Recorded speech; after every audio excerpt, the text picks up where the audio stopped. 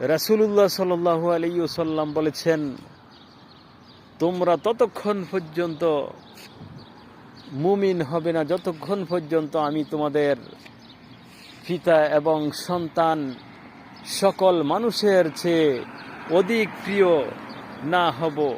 সহিহ বুখারীর হাদিস নাম্বার হচ্ছে 15। রাসূল সাল্লাল্লাহু আলাইহি ওয়াসাল্লাম আমাদের মাতা পিতা ছেলে সন্তান তাদের থেকে যতক্ষণ পর্যন্ত আমরা তাদের রাসূল সাল্লাল্লাহু আলাইহি ওয়াসাল্লামকে প্রিয় না মনে করব ততক্ষণ পর্যন্ত আমরা মুমিন হতে পারবো না। কঠিন কথা।